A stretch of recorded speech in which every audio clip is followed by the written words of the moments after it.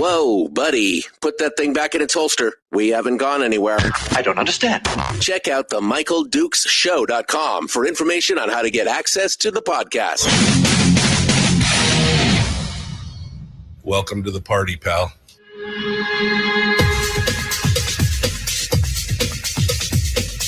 The Michael Dukes Show. The greed and the entitlement is astounding to me. What more could you want from a low-budget radio program?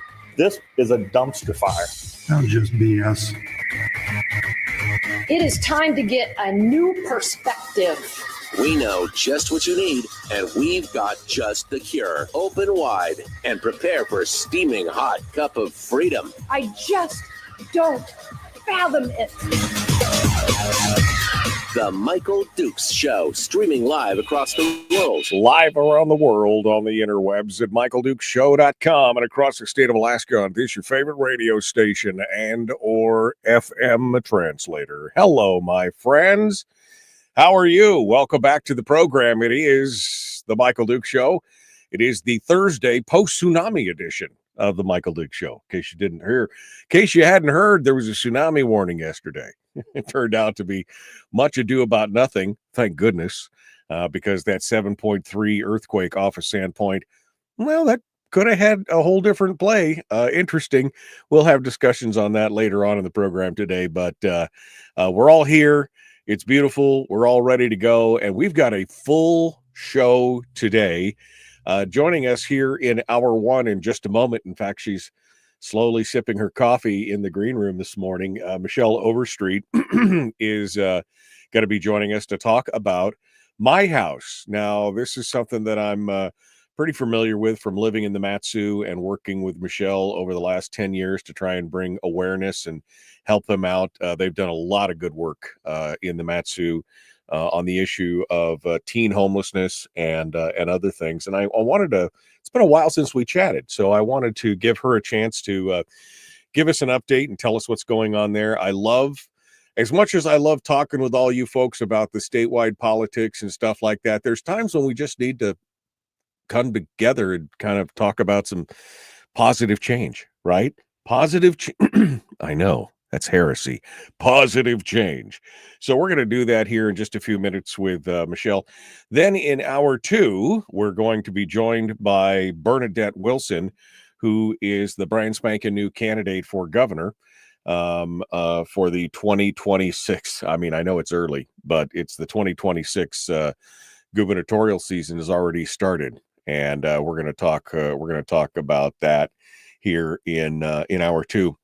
Unfortunately, apparently she's busy enough that we can't have the full hour with her. So we're only going to be able to take her to the bottom of the hour.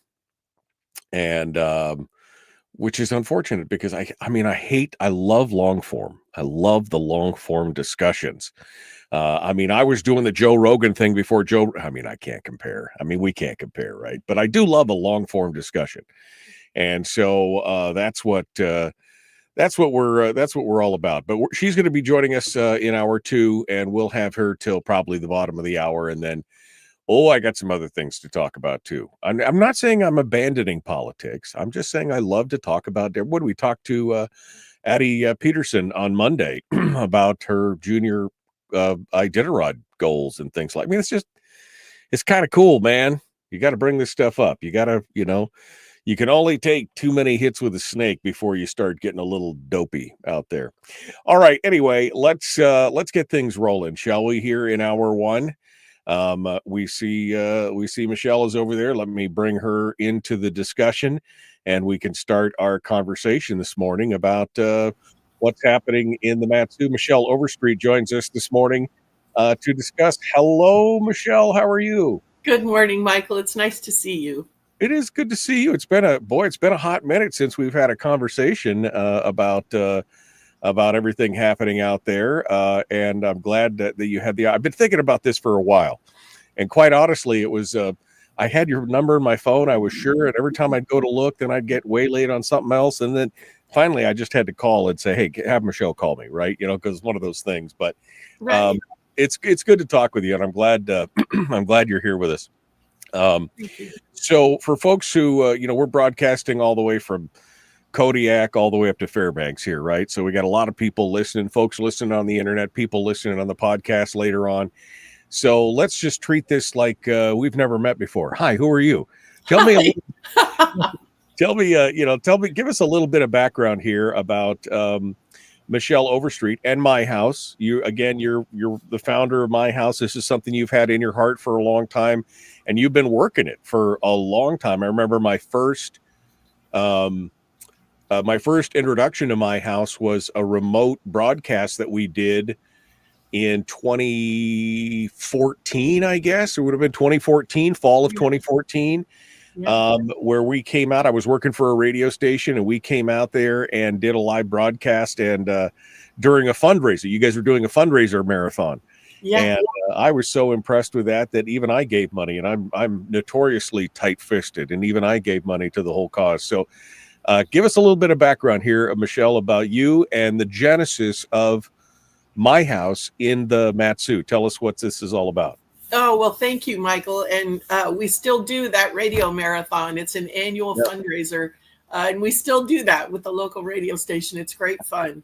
I'm an Alaska girl. I was born and raised here and left to go to college, coming and going for the younger part of my life, young adult years. And I came back in 2009 after having lived in Phoenix for almost a decade. Excited about raising my daughter here, and went to work at an alternative school where we were handing out gas cards and sleeping bags for homeless kids. And I just thought, you know what, we got to be better than this. This is Alaska, right? We solve problems. We don't stand around with our finger in our ear saying, wow, gas cards and sleeping bags, what a great idea for homeless kids. Right. So I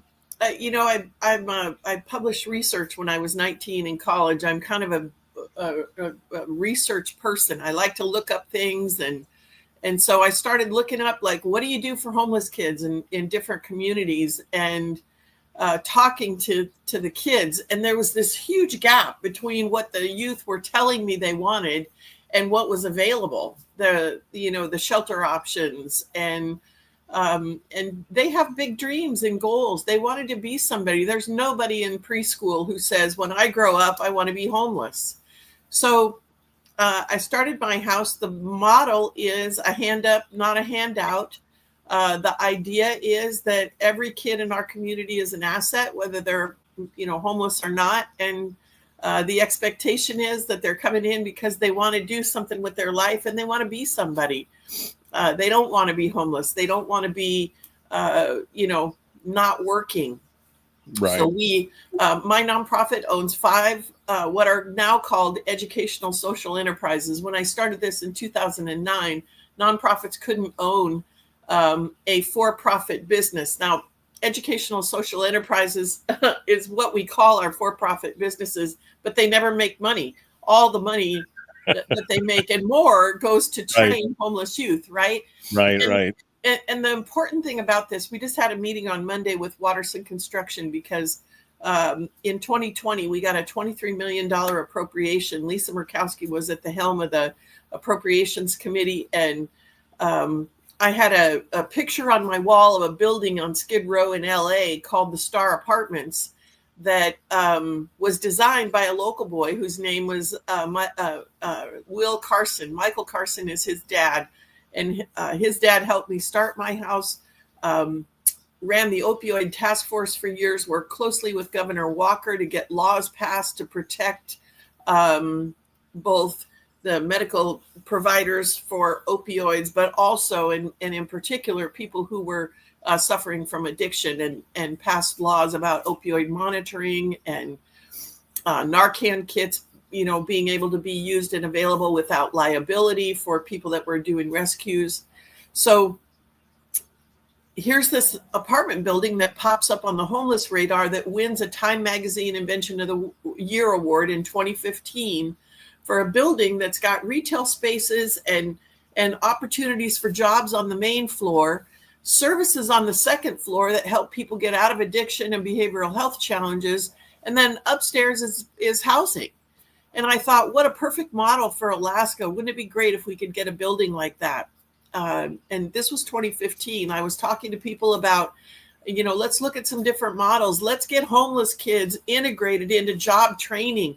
Let's empower them and get them, productive in our community instead of just warehousing them in a shelter, which doesn't work. Right. Nowhere in the country does a shelter work. Right. Well, and I'll be honest with you, Michelle, this is something that I've grappled with here on the program because, we talk about not teen homelessness specifically, but homelessness in general, and we've seen this huge wave happening across the country, in a variety of areas.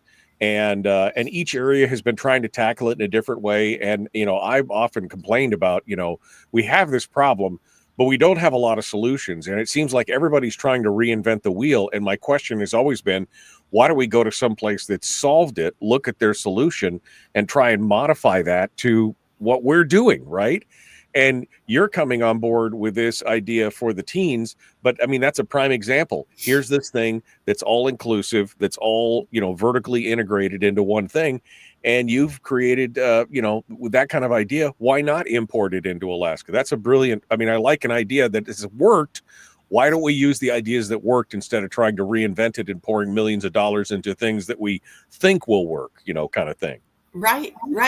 The beauty of, there's a lot of philosophies out there about homelessness for both adults and youth. I was just in Washington, D.C. with a group of young people. We have young people integrated into everything we do. I barely make a decision about, services without saying to somebody on our youth advisory board, hey, what do you think of this? Because they know what works and what doesn't work in their world.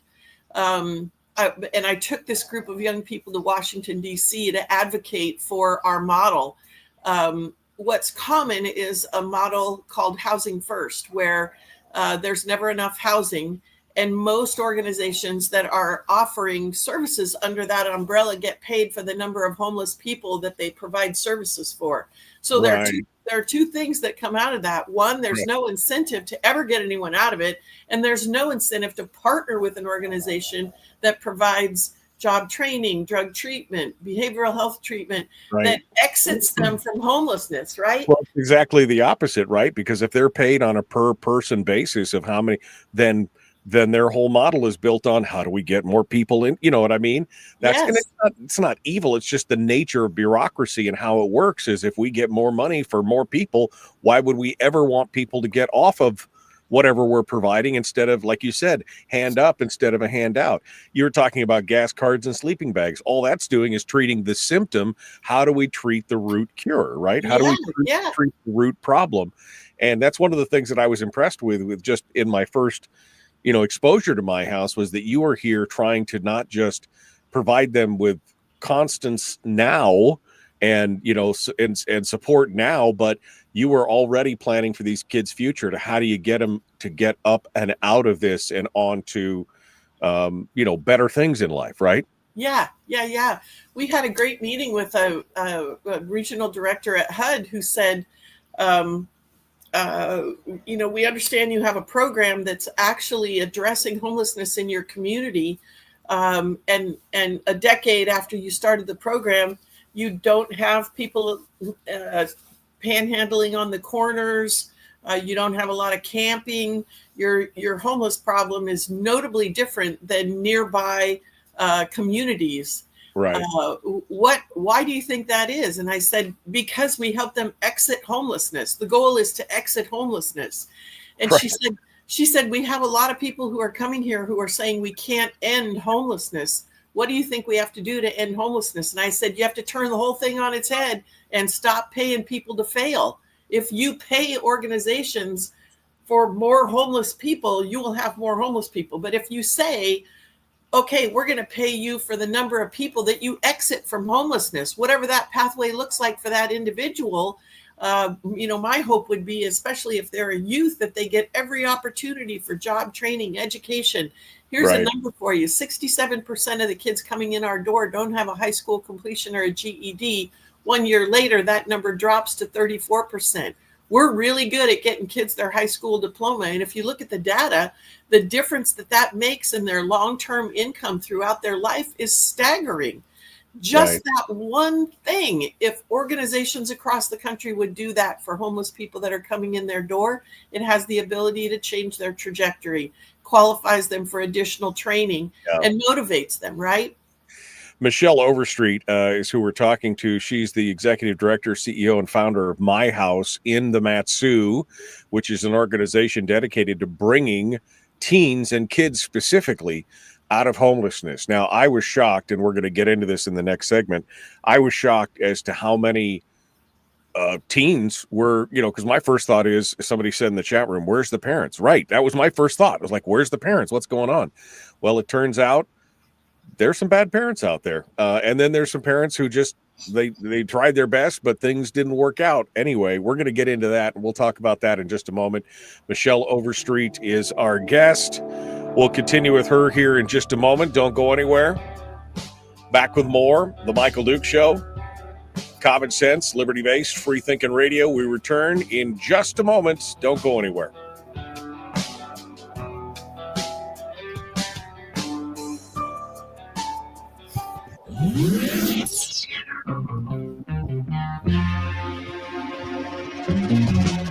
Running on 100% pure beard power. Oh, also some coffee.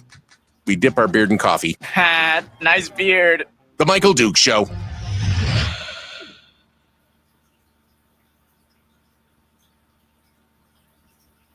I love the comments, Michael. Sorry about that. Had a little bit of a snafu there. Okay, we are ready to... Oh, now I did it. I broke something here. Anyway, Michelle Overstreet, it's one of those things you're like, wait, what just happened? That wasn't supposed to happen. Michelle Overstreet is our guest. This is what happens when you're a one-man radio show. Anyway, Michelle, it's great to see you, and I'm so glad that we get a chance to talk about this. Like I said, I feel for homeless people, right? So the last 10 years, Michelle doesn't even know what I'm doing now. I bought radio stations. I live in Homer now. I bought I bought 4 radio stations down on the peninsula, and I moved down here because I'm living my dream. But when I was in the last 10 years, I've been in Anchorage, running 2 radio stations in Anchorage, and we were in Midtown, like right next to one of the big homeless encampments and everything else. And it was just, was continually on my mind that while I feel bad for people who are in homelessness, but I also understand that, again, this perpetuation that we see, it's the homeless industrial complex in some places, right? Oh, it is. No question. There's people who've built whole industries up around, like you said, servicing them and not really getting them out of that. And that's a huge part of the problem. Yeah. I think nationally, some of the focus on economics and waste reduction is really going to be examining that over the next 18 months in particular.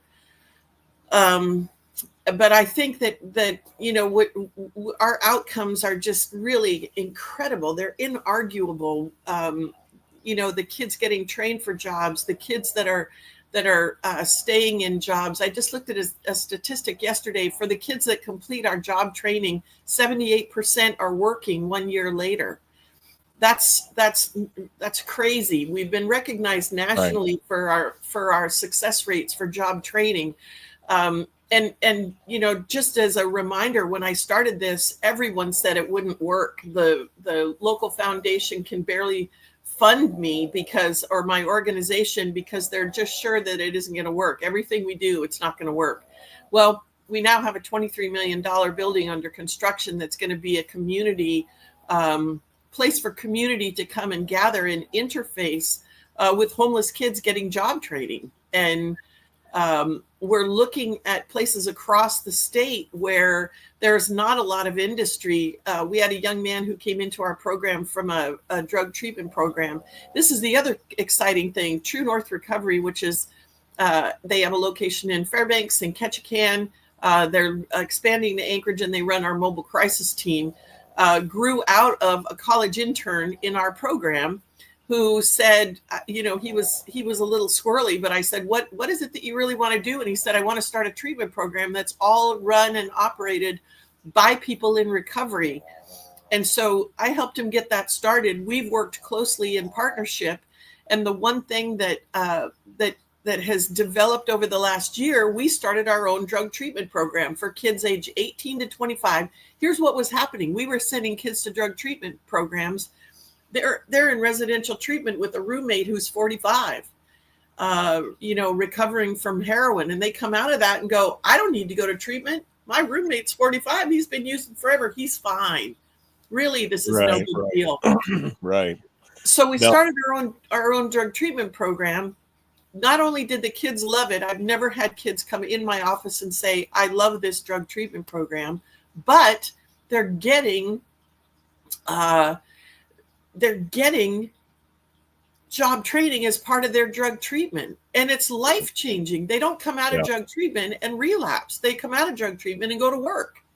Well, and that was one of the things that really impressed me with my house was that, again, you were putting these kids to work right away. I think it started with a coffee shop and then went on to the thrift shop and all these other kind of things. And I want to talk about all that. But you were giving them a sense of purpose. And it was it's exciting to see. All right, we're 10 seconds out here. We're going to rejoin the radio here in just a hot minute.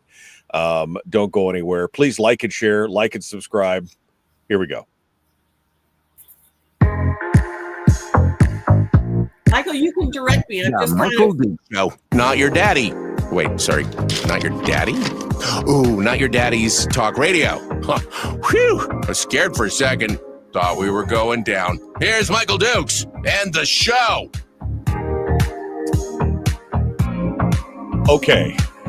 And we're back. Michelle Overstreet is our guest, executive director, CEO, chief cook and bottle washer, founder over there at My House, which is an organization dedicated to bringing youth in the MatSu out of homelessness and out of addiction and out of everything else.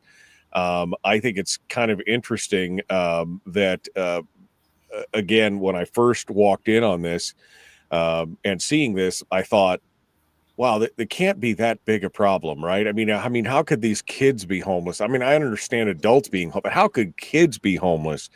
Is it where are their parents? That was kind of my first question. But this is a huge issue, and it has a lot to do with familial stuff, drugs, things like that. So walk me through that. How many kids are we talking about? What's the percentage? What's causing it? Where are the parents? Hit me with all that, Michelle.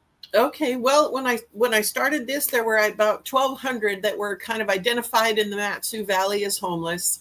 The school district identifies anywhere between 600 and 1,000 kids a year that are homeless in the school system, and that's all the way through K through 12. So that's a big number.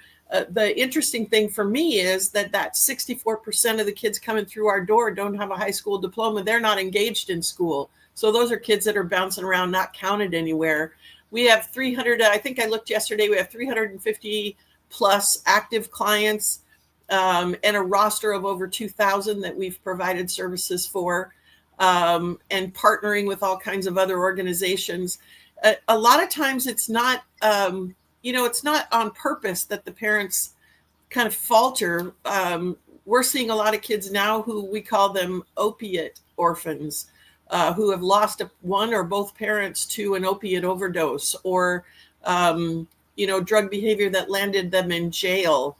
OCS is overloaded, so they go to a grandparent. We have a lot of grandparents that bring kids in and just say, they've been living with me since they were 9, 10, 11, 12. I don't know how to help them. I'm 70 years old.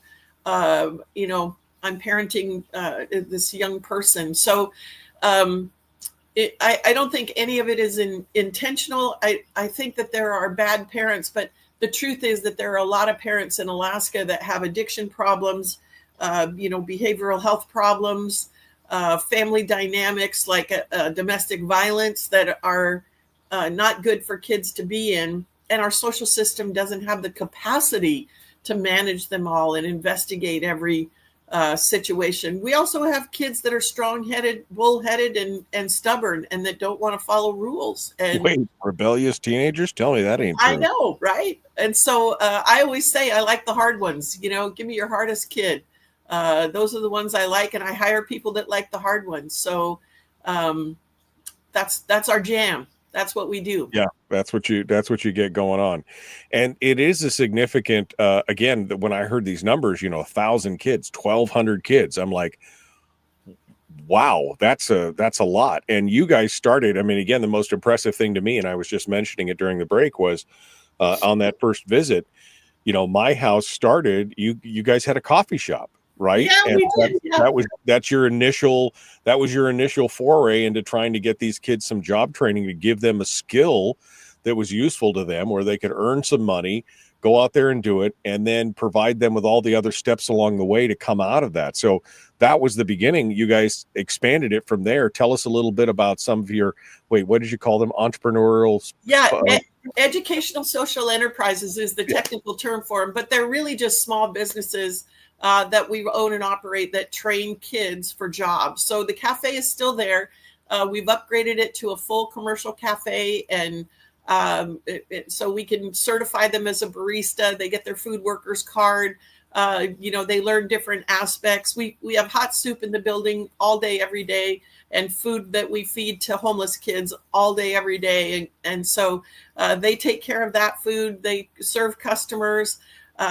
Really, the value in all of those businesses. We have a thrift boutique called Redemption, where people donate clothes just like they would donate at Goodwill or household goods. We give away more from that business than we sell. It's not a booming retail business, but we partner with all of our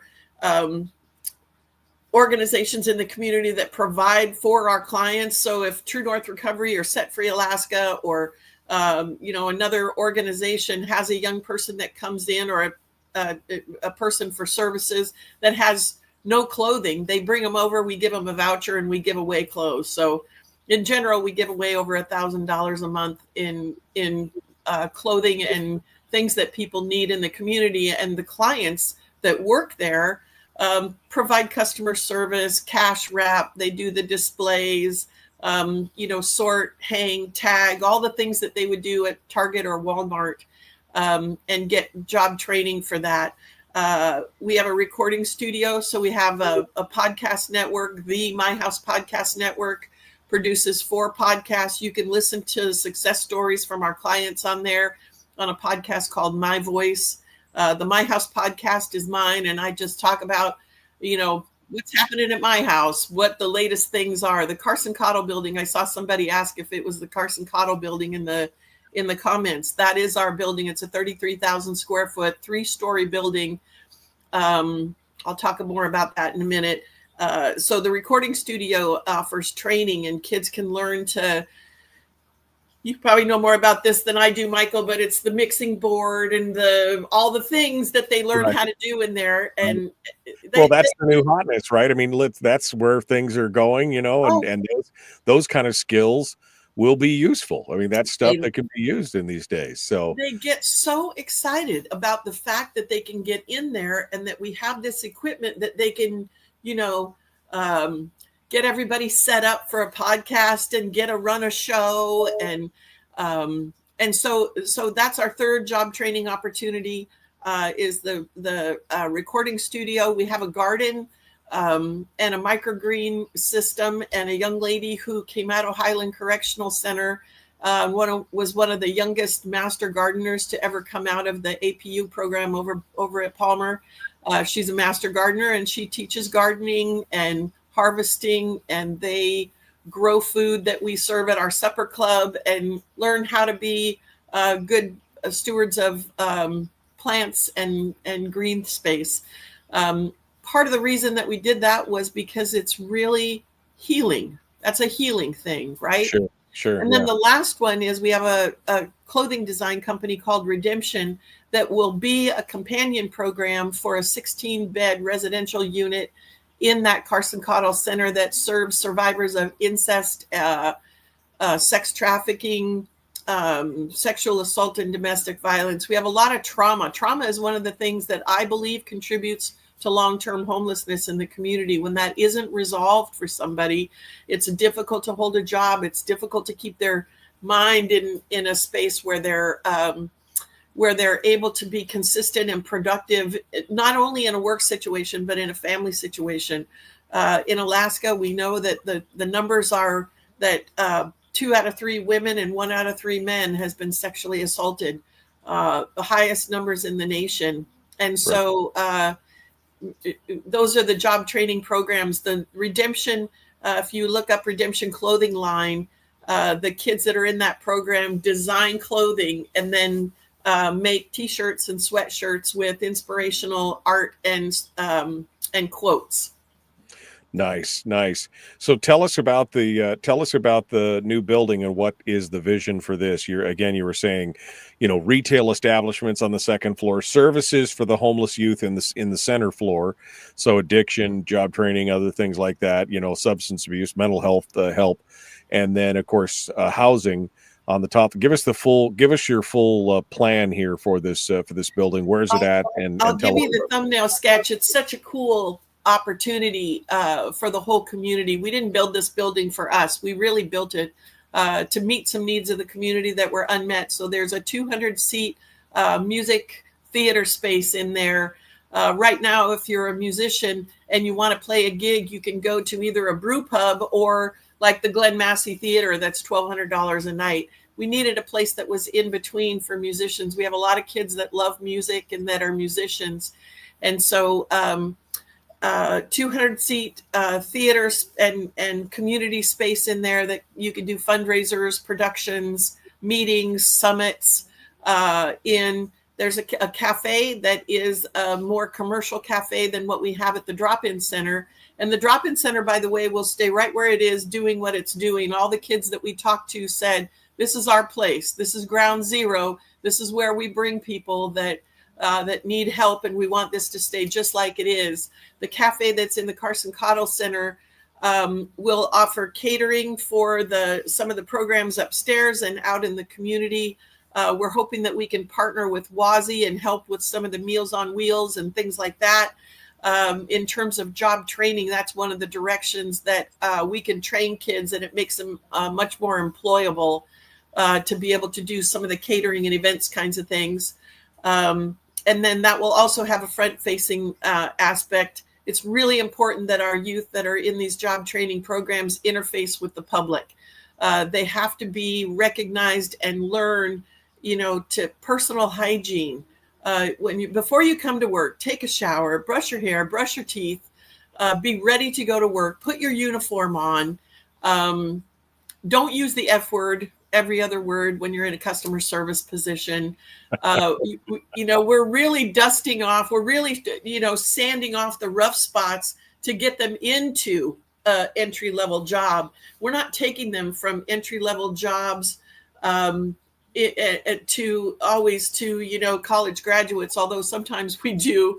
Most of the time, we're taking them from the street to being able to apply for an interview for a job effectively. So in the Carson Cottle Center, they're going to get more opportunities to interface with the public, do some bigger productions, some bigger things. It's located at 800 North Fishhook Road in Wasilla, which is right across from the police department. If you're driving down Fishhook Road, the police department's on the left, our big building, or the right, our big building's going to be on the left. There are 3 or 4 retail spaces in the main floor. We know Josh Freifogel and Make a Scene News is going to be in there, 95.5 The Pass Radio.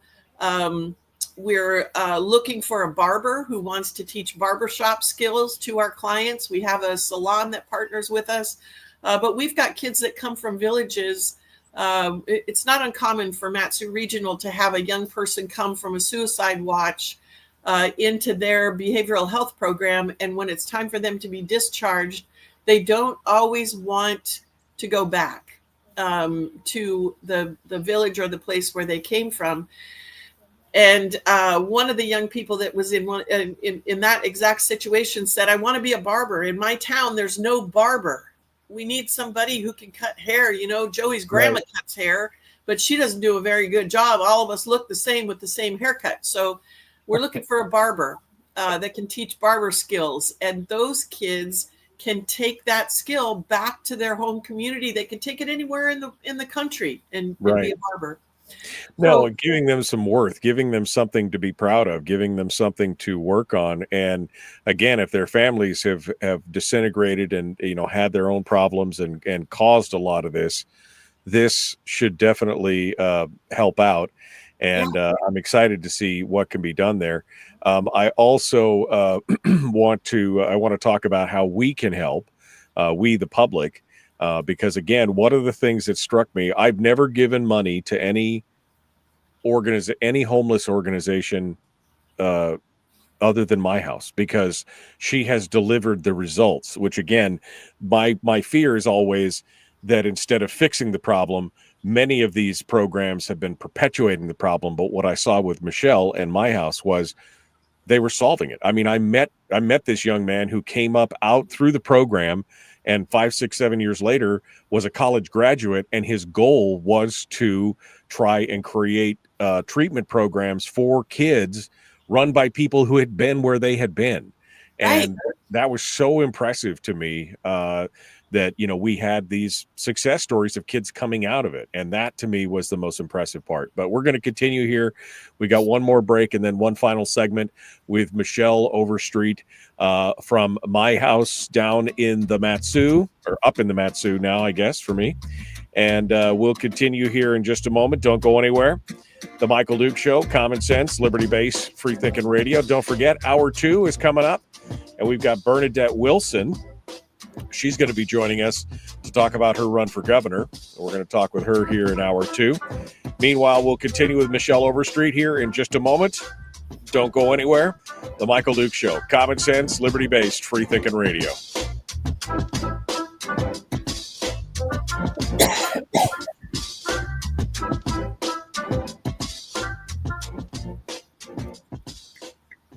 We're broadcasting live through a series of tubes, allowing all of these entities to provide streaming stuff going on the internet. Well, it's kind of hard to explain. Sorry. Streaming live every weekday morning on Facebook Live and MichaelDukesShow.com. Okay, Michelle continues with us here. It's just you, me, and 60 of our closest friends on the internet here as we continue on through this thing. People have asked, are you partnering with anybody like the Military Youth Academy or anything like that? People have asked about military training, you know, that kind of thing, because that works with some kids for sure. Oh, yeah. Are you working with, the Maya or any of the other organizations out there? We have been working with the Military Youth Academy since we started, and in two capacities. We sometimes have kids that go there, but we certainly take kids from there when they graduate from the Military Youth Academy.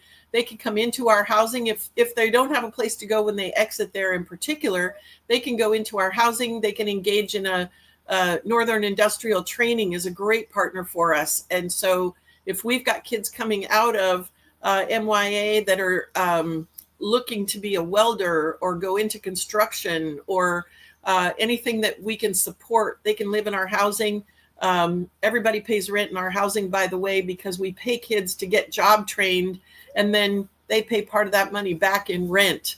And that is an essential part of our program because they have to learn to pay rent in order to be housed. That's the circle of life, right? I mean, you can't just get free stuff. You've got to earn what you got, and I can't even tell you my frustration at going to these national conferences where they say, oh, you can't charge rent to kids in your housing. And I said, you can't responsibly not charge rent, even if they're paying $20. We had a kid that was disabled that worked for 4 hours a week in our building, and he paid $2 a week to live in our housing. And that was a lot of money for him. He hardly made any money, but he paid us, and he was proud to pay us because it made him feel like he was part of a successful system.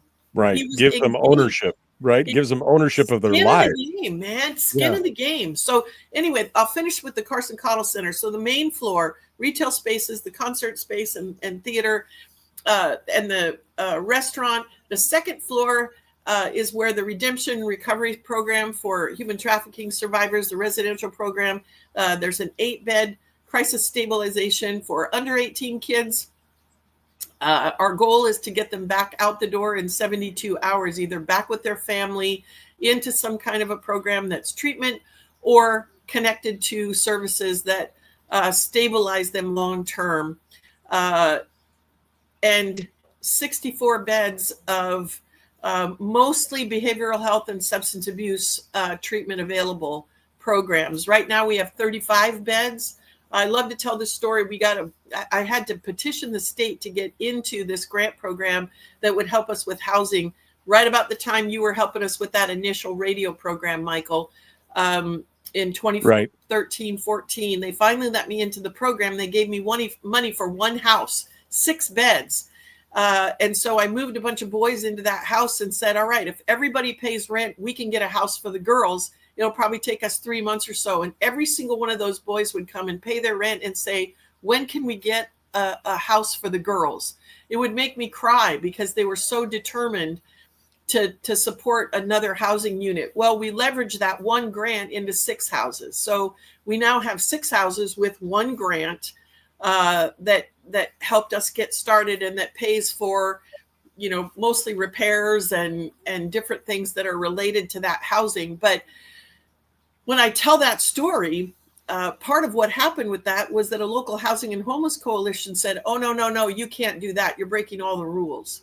I said, I had an attorney look at the grant agreement. I can charge rent if I want to. And they were like, nope, we don't do that. So a local foundation paid for this mediator that came in, and they did this whole thing about an attorney and could I do it? And in the end, the mediator ended up saying, you know what, you're giving her money for one house and she's got 6 because people are paying rent and have some skin in the game. What's the problem?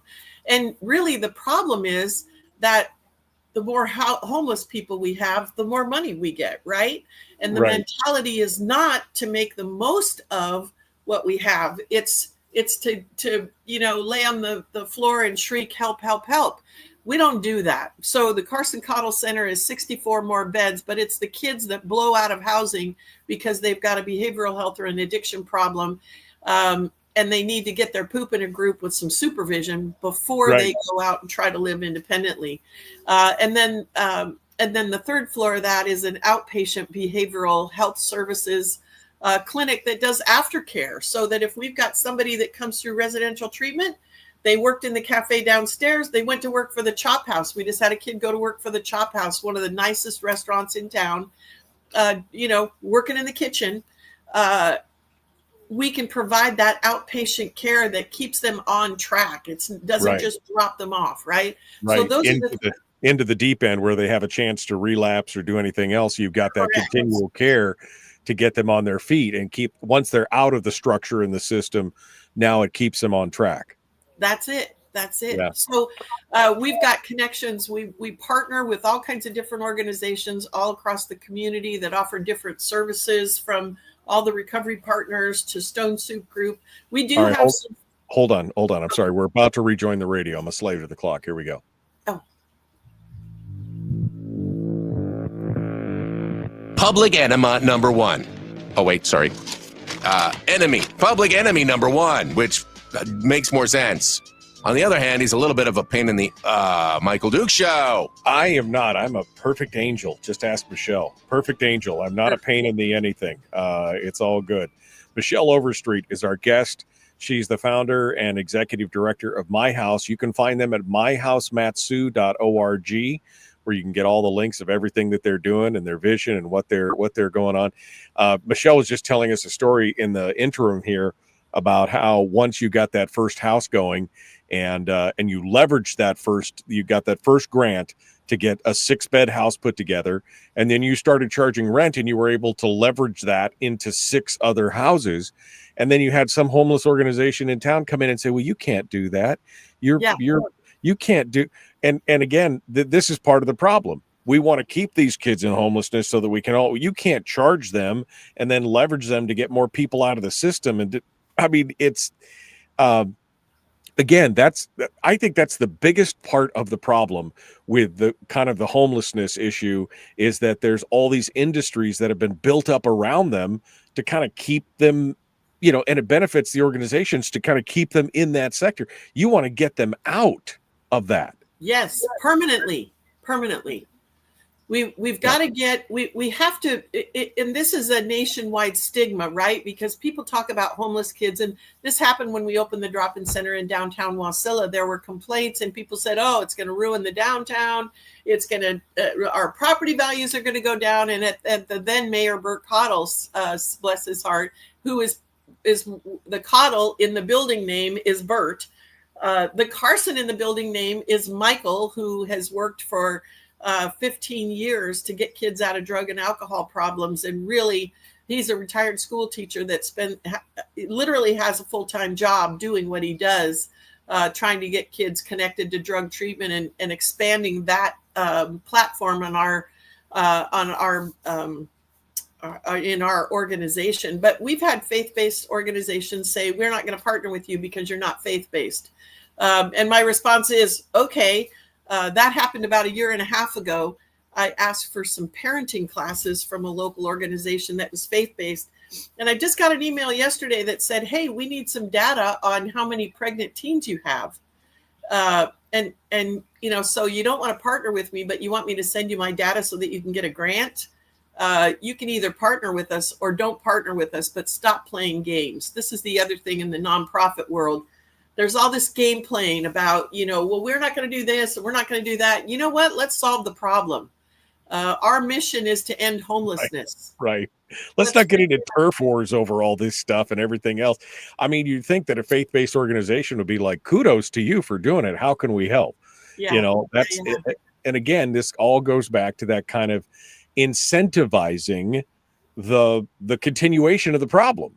Yeah. And this is really this is one of my squawks with government overall, is because they're not teaching a man to fish. They're giving him a fish every day and want to continue to give him a fish every day because that keeps the fish giver employed, or whatever else. And I'm like, it would be a dream come true for a lot of people who are really truly caring about this problem if they became unemployed, right? It would be a dream come true if they could say, my job's done. The issue's solved. I would love that. If we can solve homelessness, but we're not going to solve it by giving handouts. Yeah, no, we've got to give. And again, the local community has come out behind my house in such a big way. Michelle, tell us how. We got about 4.5 minutes here. So how can the listeners across the state, how can they learn from you? How can they, it would be great if there was a My House in every town, quite honestly. If there was a My House type organization in every town, it would be a great thing. But how can folks help them, help you, help the kids? How can they do it? What can folks do in their communities, regardless of where they are, either in their own communities or in helping you? What can folks do? Oh, that's such a great question. And thanks for asking. I think in your own community, and by the way, we're working with Mountain View to have a My House Mountain View drop-in center, and we've got places in Homer. We've got a mom in Homer that we've been working with for years, and we just haven't gotten it up off the ground, but we will. Before I'm done, we will have a My House drop-in center in Homer. Tell her to call me. You tell her to call me. We'll get her squared away with some stuff. We'll take her. I will. I love her. So the things that you can do in wherever you are in the world is ask about outcomes when you ask about homeless youth programs. What are their outcomes? We know that 78% of the kids that complete our job training programs are working a year later. We know that if we can get them graduated, not just into a drug treatment or behavioral health program, but through the program, that they're much more sustainable, 3 times as likely to be able to get and keep a job. So ask about outcomes. What are you providing for these kids that is a lasting impact? What kind of training and education are you providing? What kind of support services are you providing? And are you networking with other organizations in the community? The ones that are the most difficult are the ones that are siloed and are saying, here's our homeless population. We have too many. We need more money. and that won't partner with anybody for ancillary services. Work together as a community. And the third thing you can do is make donations and advocate for programs like ours. There have been many, many times when we've had meetings or opportunities for meetings, and somebody will say, hey, we need to send Michelle to that meeting because she has a different voice than the standard nonprofit homeless voice. And the people in charge say, nope, we don't want her at the table. Yeah. And so I that's mean, the truth. I say a lot of times that government and bureaucracies are not evil, but sometimes the selfishness that I see in these, maybe it's not evil technically, but at some point you're like, do you really want to fix the problem?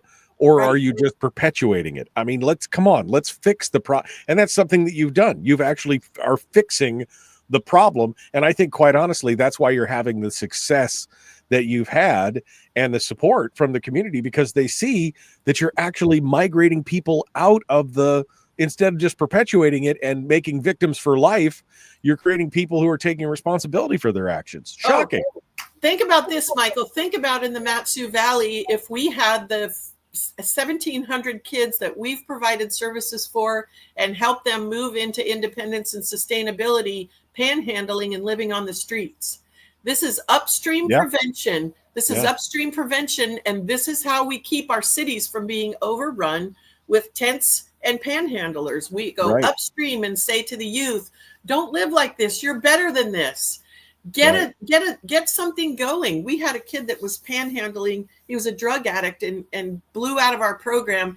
And I drive to work the next morning and he's out in front of the H&R Block building at Main Street panhandling. And I parked my car and got out and said, get off of this corner.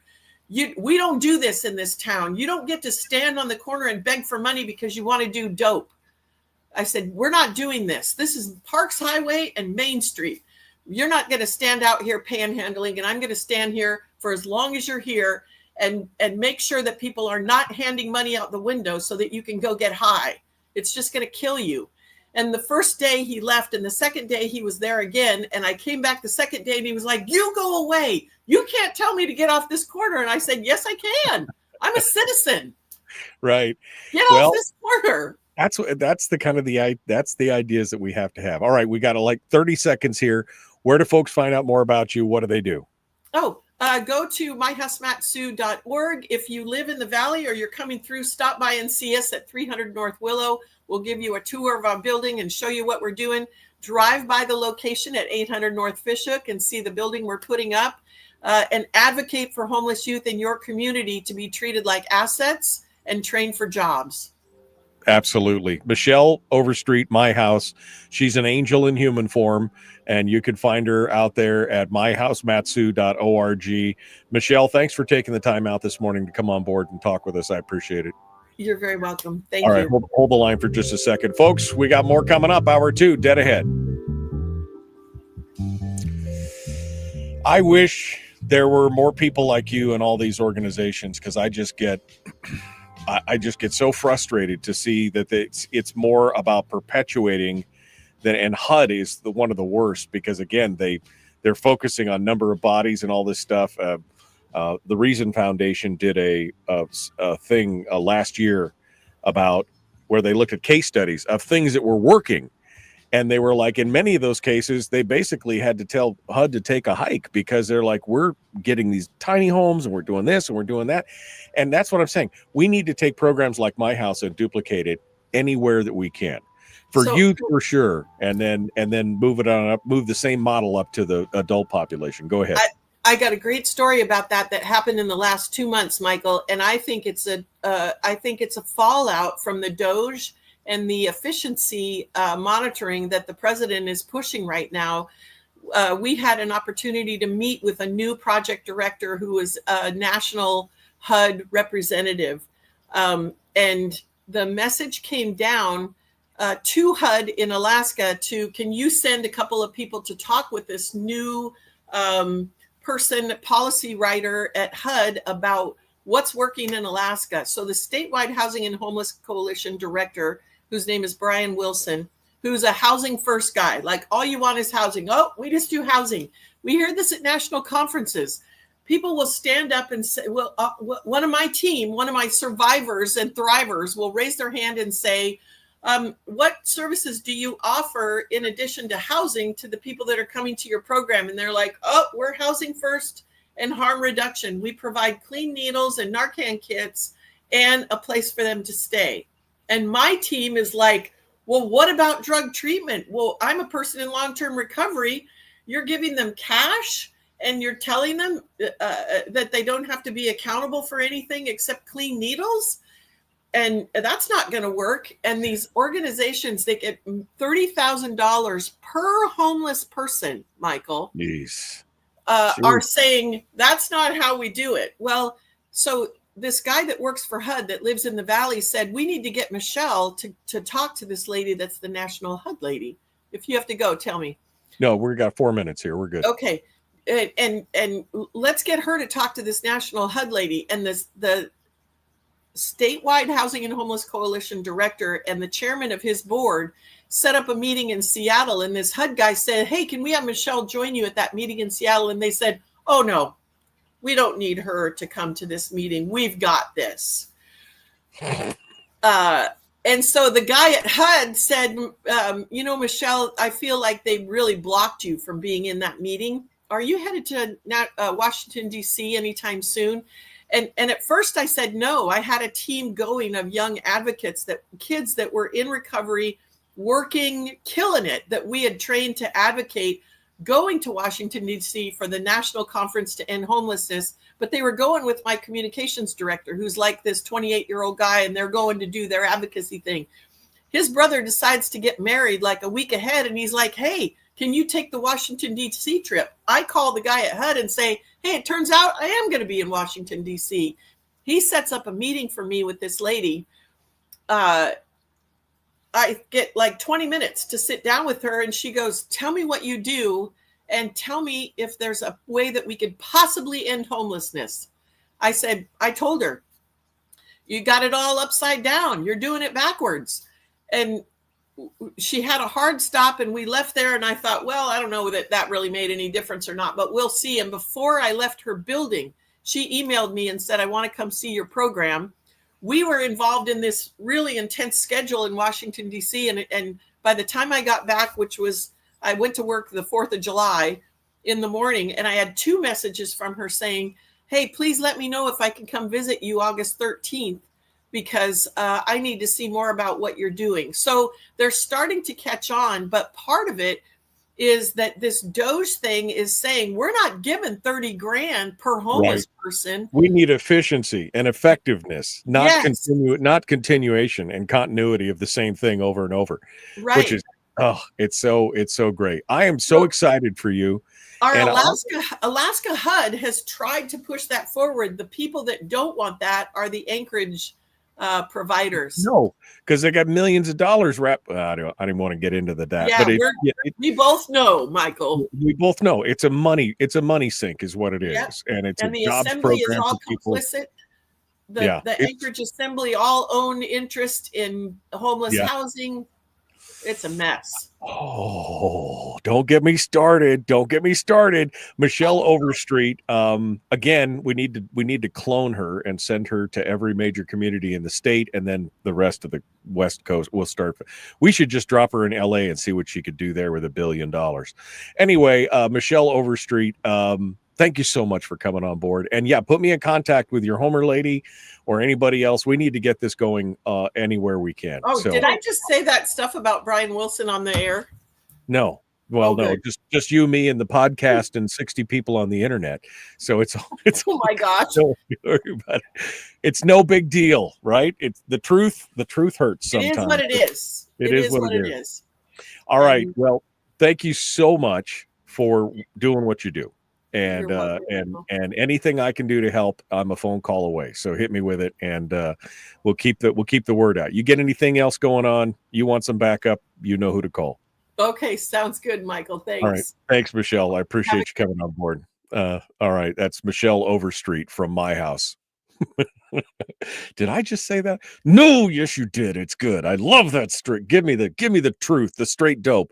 I'm so sick of people mamby-pambying around the corners of this stuff. Say it like it is. That's what's going on. All right. I see Bernadette is in the green room. She's getting ready to sit down. Let me bring her on real quick just to make sure that her audio is good and real quick. Hello, Bernadette. Can you hear me? Hi, good morning. I can hear you. Okay, good. You hold the line. I'm going to put you back in the green room. We're about to jump back into this. Here we go. The Michael Duke Show. Common sense, liberty base, free thinking radio. Hour 2 is right now.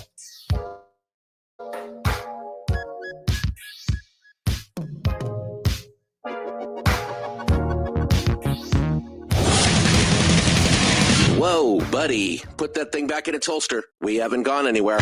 I don't understand. Check out the MichaelDukesShow.com for information on how to get access to the podcast. Welcome to the party, pal.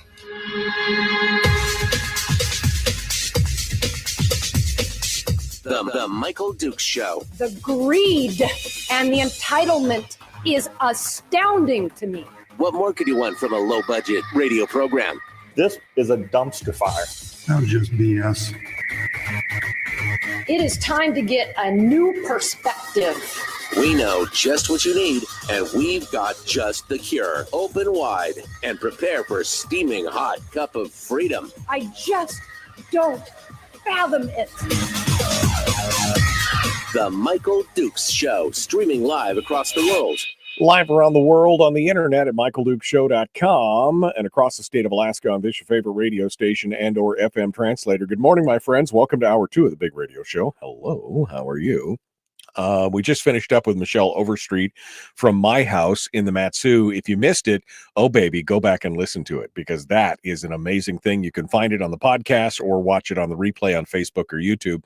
Hour 2 though now is our interview with Bernadette Wilson, who unfortunately is only going to be able to stay with us for a little bit here to the bottom of the hour. So we're going to try and get right to it because I want to maximize the time we have with her. You know, we love to have an hour with everybody just to be able to have these conversations. But let's get Bernadette on board to talk about her candidacy and more. Bernadette Wilson, candidate for governor, joins us right now. Good morning. How are you? Good morning. It's good to be with you and thrilled to be able to spend some time with you. Man, it has been a busy campaign. Yeah, We're in full campaign mode over here. Yeah, you're 18 months out and you're already running like it's hot and heavy to the finish line already. Bernadette, of course, has announced as a candidate for governor on the Republican ticket. We don't know who else is going to be in the race, but we know Bernadette's in it to win it. As I said the other day, everything that she's been saying so far has sounded real good to me. But of course, we always like to find out more. And as ideas develop and as things go on, I'm sure more and more information will come out. But let's get started. Bernadette, for those who don't know you, you know who you are, where you came from. Give us a quick rundown here for folks who may not know who you are. I was born here in Alaska, born and raised in Alaska. I was actually born in Kenai and raised in Anchorage. I've got 3 children now, 2 that have graduated, and my bonus baby is 10. She's headed into the 5th grade. Very deep roots here in Alaska. My great uncle served as governor twice, Governor Wally Hickel. Here in Alaska, my grandfather built Alaska, quite literally built Alaska, had a construction company where he was building homes and different buildings and hotels and everything else. Lots of entrepreneurship in my family businesses that have been owned for 40 years, 50 years. I have my own business that I've owned for 9 years. And you know, Michael, I found myself so frustrated with elected officials who were more concerned about keeping a job than doing a job. And a conversation with my then 18-year-old son about better economic opportunities, whether it was with housing or jobs down in states like Arizona and Texas, is ultimately what led me to a night of laying there thinking, you know what, as deep as my roots here, my grandmother was born in the village of Naknek, as deep as my roots are here, it's time to get in and try to fix this state. And as I look across the country on multiple levels, the ones that have been able to deliver on their campaign promises have been the ones that came from outside the system and had not become desensitized to the bureaucratic process. So here we are. That's something that we've talked about in the past, that if sending politicians, sending the people who've been part of the business as usual crowd down there over and over and over again has not been working. What's been working? Disruptors, Wally Hickel, President Trump, Nick Begich. When we send people down to Juneau who were not, or send people to our capitals who are not part of the political establishment, maybe they're politically active, but not part of the establishment, they're the ones that seem to be getting things done. History shows us that, Ronald Reagan was another one. When Ronald Reagan ran for governor of California, he was another one that did not come up through the bureaucratic process. So I've encouraged people, Michael, I think across Alaska right now, there is this little bit of sense of defeat and just kind of frustration and a sense of, yep, you know what, we've heard it all. They've all come in front of us. They've all talked about the permanent fund. They've all talked about trawling. They've all talked about all these issues. Trawling, maybe not so much. That's an issue where we have not talked about it so much. But, they've all made these big, bold promises, and then no one can deliver. But what we know is historically, and for those who feel that way, I would encourage you to consider the historical record that shows that the individuals who have been able to get those things done are the ones that have indeed come from outside. Look at the job that President Donald Trump did in the first 90 days. I'm a big supporter of the president's. Had you told me before he swore in that he was going to accomplish how much he did in such little time, I would have told you I thought you were crazy. I don't even know if we realized that was possible. Same thing with Congressman Nick Begich. Just phenomenal jobs there. Yeah, no, I mean, they've gone in, they've kind of wrecked the timeline that most people would expect, and have just kind of turned up the heat and made things happen. We were just talking about the trickle down effect of Doge here a minute ago with Michelle Overstreet about homelessness and things like that, and that kind of attitude of, we need more efficiency in government. We don't need perpetuation. We don't need more of the same. What we need is solutions. And that's what we're looking for. Now, you've mentioned a couple things here that I want to get back to, but first and foremost, let me ask you this question, because somebody asked me this the other day, and I thought, well, it's a valid question to ask, because you're an activist, right? You're a political activist. You've been part of big campaigns and do all that kind of stuff. But again, how does that translate into being an effective governor? We've seen people like Trump and others come into government and expect to just, get it done because they're used to doing it from a corporate structure where I'm the boss and you do it. But then they realize that they got to play with 500 other yahoos, or in the case of the governor, 60 other yahoos who may not have their same vision. How does that translate into being effective when you can't accomplish what you're trying to because you can't get other people to, buy into your vision or conform or whatever? So how do you translate that? Like I just said, Michael, when you look at the ones that have been able to execute on a vision, who are the ones that have been able to deliver? Let's talk about them. President Donald Trump has delivered. Nick Begich has delivered. Ronald Reagan delivered. My Uncle Wally delivered, all right? One of the greatest visionaries Alaska's ever had is what they tell me, okay? That's not my words, that's everybody else's words. They've all been able to deliver. But they all have one thing in common. They all came from outside that system. Nobody went and told Donald Trump, well, you're used to being the executive. You're used to owning the company. Now you got to go get, 400 plus members of Congress and 100 members of the Senate to get along with you. How do you get it done, right? He's managed to get it done. Yes, I've been very politically active. What most people don't know is at the same time, I've been running a business. And I've got a garbage business now in its 9th year. I think the lesson there is that when you bring people from outside of the system, that is perhaps the better avenue. And it's really interesting to me, Michael, because people will tell this to me. They will say, we don't want career bureaucrats. We don't want, government people that have been on the government dime forever. But then they will come and they will say, well, maybe I had somebody tell me this yesterday. Maybe you should, look at assembly and then the state house and then the state senate. I'm not here to be I'm not here to be a career politician. You got to make up your mind. Do you like career politicians or do you not like career politicians? But we can't be talking out of both sides of our mouth. I'm here because I don't like career politicians, because I think that if you've worked in the business community and if you've worked in the private sector, what I have seen is that those people's ability to execute on a vision and to get things done has been far more productive for our state and for our country than those that have come up with the, well, did you serve on school board and then assembly and then state house? Well, maybe you should sit in the state senate first. Right. That's not what I'm here for. I'm here to do a job and get back to the private sector. What really always amazes me is there's a lot of people out there who say, we don't want career politicians.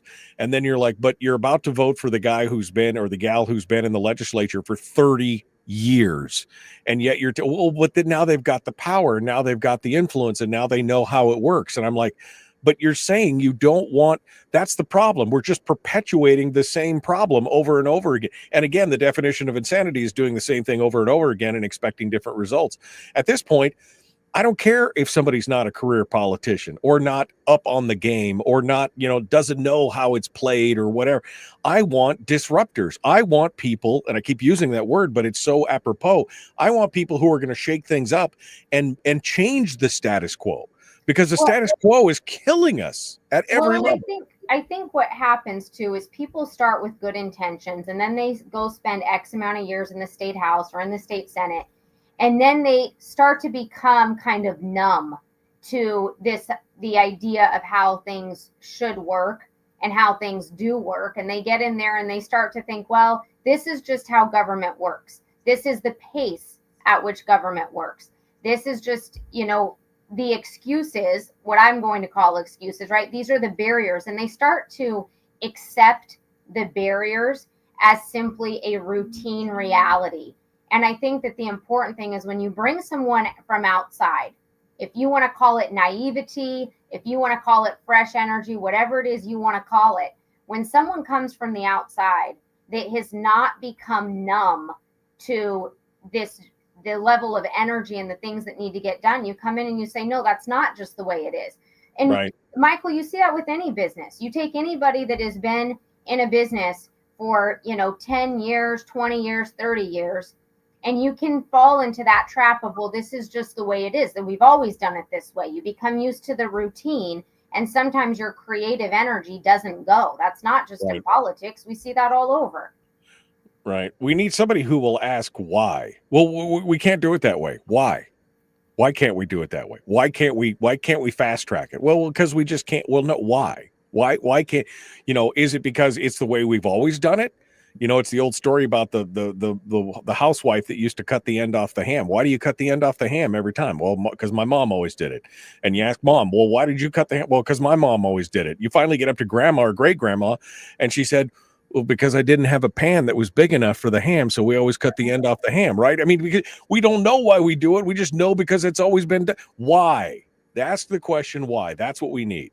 Yeah, and absolutely. And I think that when you have someone that comes from the outside, and like I say, history backs that up, okay? We know that. Historically, we know that to be accurate. That when someone comes from the outside, the notion of, well, do you understand the process? Do you understand all these different things? Look at what a hell of a job Nick Begich is doing as your congressman. Yeah, I mean, absolutely. Shout out to Nick Begich for doing a phenomenal job. He's gotten so much done. And we heard the same thing during Nick's campaign. Well, you're going to have to work with the Democrats, and there's going to be another 400 plus colleagues you're going to have to manage. And we just don't know. Do you really understand this process? The dude got in there and said, you know what? Yeah, here's the process. But guess what? I'm going to go charge hard this way. Right. What a phenomenal job from an outside view, from somebody who faced much of that criticism. Miguel in the chat room says something that I think a lot of people are saying. We need someone in office who's not scared just to be there for one term and make a huge difference. If that's what it is, if it's only one term, then so be it. And you've said earlier that if you're there for one term, then okay, if that's what it takes. But those are the changes that need to be made. I'll tell you, Michael, when I was picking out the domain for the campaign, of course, our website is BernadetteForGovernor.com, BernadetteForGovernor.com. And when I was picking out, the name of the campaign, I had several people come to me and say, well, it should be Bernadette for Alaska, because then if you decide you want to go to Senate or you want to go to the House or you want to go do this or that, then, people will be used to going to the domain. And I said it to everybody, No, you don't understand. I am not here to be a career politician. I am here to put one very small piece into this puzzle, and then I'm here to move on and to hopefully leave this state in much better hands than the other. So even with the domain that was chosen, the goal was to send a very strong message. This is not something generic that I can jump from one to the other because I want to run for all these different positions. Here to do a job, and I'm here to get back to the private sector. Get it done. Get it out of the way. You mentioned earlier here, politicians talking about things like the PFD. And again, this has been one of my complaints. Politicians, Dunleavy, et cetera, and other politicians say, I'm here to run for you to get your full PFD. Okay. And again, the second question is not why, but how. Okay. You've said the same thing. So how do we do that? How do we get because a full PFD is $2.2 billion. That's what the cost is for a full statutory PFD for every man, woman, and child in Alaska. Right now, we're only getting 600 million of that. So how? Yes, we all love to hear that you want to give us a full PFD. How do we get from 600 million to 2.2 billion? How do we get that pass through to come to us? Because it'll come from somewhere else, right? At that because they're spending it. So how do you get there from here? Well, there's a few different things with the Permanent Fund Board. I mean, the first thing is when you look at how the Permanent Fund Board is managed, there's definitely a few appointments on there where I think we could appoint someone who has a little bit more expertise and savvy when it comes to investment within the Permanent Fund. But I'll tell you this, it's interesting when I hear, so two things, when we talk about how, the first thing is you're going to do it the same way that you did for decades of Alaska's history up until 10 years ago when Bill Walker stepped in. It's interesting that we had Bill Walker step in, who was a quasi-Democrat, and then we get Republicans down in the legislature and in the governor's seat. That just kind of accept this, right? Now, as you point out, Dunleavy has said, hey, this is not the way that it should be done. I don't think that the governor has been quite aggressive on that as much as he should be. But it's interesting to me when I hear how, when I hear the numbers, okay, you throw out the numbers. Well, Alaska's got X amount, and now we'd have to pay out this amount. And I've heard this over and over. The state is broke. We can't pay out, the permanent fund dividend. That conversation, that comment, Michael, I hear simultaneously is the State House passes out a defined benefit bill to the tunes of millions and millions and millions of dollars. I've watched arbitrary numbers on education funding. I have watched spending bills come out of our state legislature at the same time that they say we don't have the money to pay out the permanent fund. So my question is, what is the actual real answer? Are we broke? Because if we're broke, I've seen a heck of a lot of spending bills getting passed out of our state legislature. I have seen appropriations, and if that's the case, then the governor has not gone in and line item nearly as much as he can. But at the end of the day, when the rubber meets the road, you have a statute that you are legally required. You don't have a statute that tells you have to pass defined benefit. Correct me if I'm wrong, but I haven't seen one. Right. So you don't have that, but you do have a statute there. And if you can't follow the law, if that is legitimate, that you can't follow it, then by God, you better get in there and you better change it. Because ignoring it and breaking it is not an option. And today it's the permanent fund. Tomorrow it will be something else. It's not acceptable. And I don't want to hear, well, we just don't have the money at the same time that you're passing spending bills coming out like drunken sailors. It's not acceptable. Then go change the law. So this is a prioritization thing, is what you're saying, that they It should absolutely prioritize. is. So again, as a governor, how do you get the legislature, if you put together a budget that prioritizes and has a full PFD, how do you get them to prioritize that and not, again, cut it? Because that's what the governor did. The governor put a full PFD in the budget, but then we're upside down. So how do you prioritize that? You go through and you let those legislators know very clearly what your vision is and what your expectation is, which is step one, where I believe we have failed.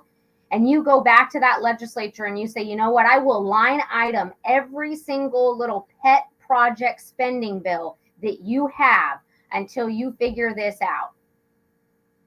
So it hasn't been a priority. The governor has the ability to go through and line item spending bills. Go through and do it. Let them know, no, you're not going to pass a defined benefit bill, because if you do, I will veto the hundreds of millions of dollars it's going to cost the state. Right. Well, and one of the other things, I mean, we know that there's hundreds of positions that are funded but not filled in the state, and there's been attempts, even in this last session, to reverse it. A couple hundred positions, we're talking about, it was tens of millions of dollars that was potentially could be returned to the general fund and could be used for PFDs, et cetera. And they continue to the legislature says, well, they really kind of need that. But as governor, as a chief administrator, you have some ability there to cut those out right off the get-go, right? Oh, you absolutely do. And, that's another interesting point to me, and who was right, who was wrong, I don't know. But I'll tell you what, the governor at one point had someone within his administration, it was actually Donna Ardwin, within his administration, who came in and said, hey, by the way, here is some of the bloat that you have, whether it's administrative cost, money that's going to projects, call it a Doge effort, so to speak. Okay.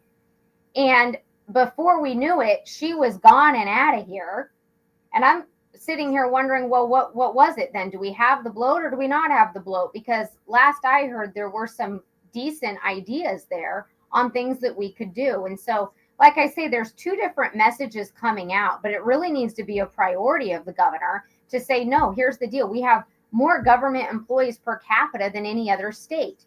We now are creating all of these other departments, right? We're now talking about creating another department of agriculture, which I would assume would involve another commissioner and a whole nother set of staff for this department that you have created. We are growing government at the same time. I have a hard time believing the conversation around the permanent fund when, like I say, I mean, that's one other example. Here we are, we're going to talk about a Department of Agriculture and adding staff to it at a time when I'm hearing that we don't have the money. Where's the priority? And when is the last time that creating another government entity actually helped the industry, which it claimed it was going to? Department of Education? Yeah. And I say that very facetiously, by the way, because I do not believe that at all. Right. We're running long here because I'm pushing the breakout because Bernadette can only be with us for another 3 or 4 minutes here. But I want to continue on some of these questions.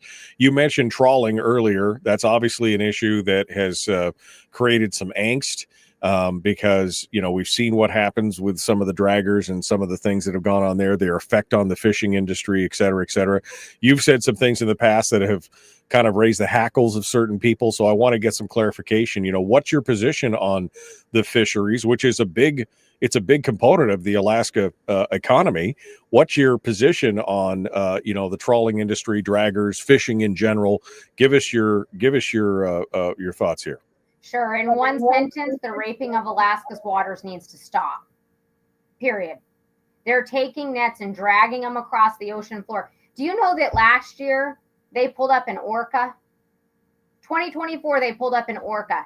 Then I've got numbers that averaged the few years before that, including 2023, 9 orcas that they pulled up. Think about that for a minute. 9 orcas that they pulled up before that, 1 last year. So I know of at least 10 that have been pulled up in the last several years. They're pulling up king salmon, they're pulling up halibut with massive nets at the same time that we're telling Alaskans, you can't fish a particular bank or you can't pull a king salmon up out of the water. Here's the thing. The governor appoints to that North Pacific Fisheries Board. When you are appointing all trawlers to that board, which is what has happened, there's a problem with that. Right out of the gate, the governor, that's not something you need the legislature's approval for. Those nominations you don't need the legislature's approval for. That's the governor going in and having a backbone and saying, I'm not going to be in the back pocket of the trawl industry. And we're going to get people into these positions that want to have a conversation about what we need to do. Do we need to set stronger bycatch limits? Do we need to put an inspector on the boat so that it's not done randomly, but we have someone there with a more full-time presence? There's a whole conversation there, but where that starts is by appointing people to the board who even want to have the conversation and who are motivated to get creative with the solution to the problem. Because I know this, at the very foundation, you're not going to solve it if right out of the gate you don't have individuals who are motivated to be creative to solve it. Bernadette Wilson is our guest. Bernadette for Governor is her website, bernadetteforgovernor.com. I guess we're unfortunately we're running out of time here. So final thoughts, Bernadette. I mean, because I think technology, we need to talk about new technologies. We need to talk about how do we limit the offshore catch. This is a whole show in and of itself just on the fishing industry. It is. Well, I would encourage everybody to check out our Facebook page, Bernadette for Governor. Follow us we're on across all the social media platforms. All right. We're on X, we're on Facebook, we're on Instagram. You can go to our website for more information. Our social media is a great place. We hit 11 cities within 60 days of announcing. We hit 5 cities in 6 days. We have been all over the state having these conversations. We are in a full-blown mode. If you could see my calendar right now, you would look at it and go, oh my gosh, what is going on? So I would really encourage everybody, keep up with us there. We're putting up videos on all of these things that we're talking about. There's statement positions up. There's videos up. You know, the nice thing about modern technology is we've got the ability to get this message out. Come find us. It's all up. We are talking to the public every day, and it is on our page. You can find it. The videos are up. So there you go. Yeah, no, we'd love to see it. And that's one of my complaints about Dunleavy is that he's had this opportunity and the technology to connect directly with the voters on all these things. And it's, he's just done such a poor job of it. That's what we need is somebody who understands it and can engage with people at every level. And where are you going next, Bernadette? Final question. Where are you going next? What's the next couple of weeks look like? Where can folks come find you live and in person? Well, you know what?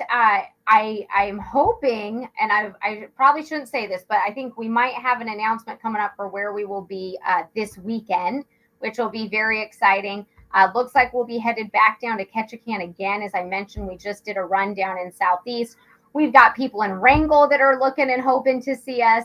And I know that there is plans to get back to Wasilla and up to Fairbanks all between now and August 1st. So follow the social media for updates. If you go to our website and you sign up to get our updates, we're also keeping people informed there. But there's about, I don't even know how many different events and opportunities that are getting scheduled and on the calendar. So. All right. Well, Bernadette Wilson, thank you so much for coming on board. We appreciate it. And we look forward to talking to you again real soon. Thank you. All right. Appreciate you. Thank you for coming on board. Bernadette Wilson, our guest. That brings us up to the break. We got to go. I've been pushing this thing off for a long time here. So I got to take a quick break. We'll come back. We'll have a short thing and then we'll take one more break. And then we got to go. Back with more of the Michael Duke Show. Common sense, liberty-based, free thinking radio. Streaming live every weekday morning on Facebook Live and MichaelDukesShow.com. Okay. I had so many questions. I have so many questions. I really want to talk. I see Teresa in the chat room. She said, I said angst. They have angst over the commentary. And she said, nope, we're angry. And then she said, bye. Apparently didn't want to hear any more from Bernadette. The fishing thing is, it's a big deal. It's a huge deal. And I think, we're going to have to wrap our brains around this here pretty quick. We need to get some folks on board. Maybe we need to do a whole show one day about fisheries, in open water and river fisheries. Maybe that's something we need to do. But yeah, we got a lot of questions. And again, as much as I like everything that Bernadette's been saying, but I want to know, what is the true plan? Again, the idea of saying we need a full PFD, I agree.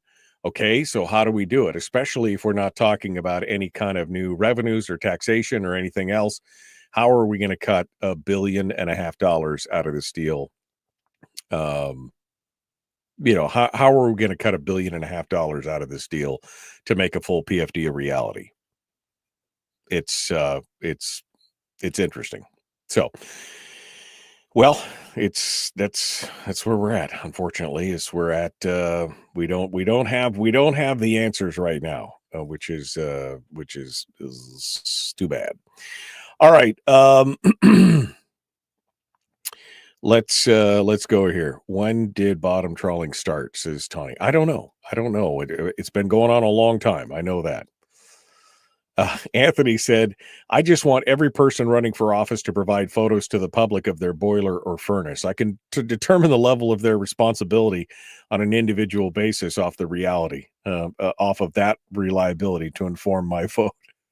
Just want to look at the furnace. That's all. Just keep doing it. Just keep doing it. Just keep doing it.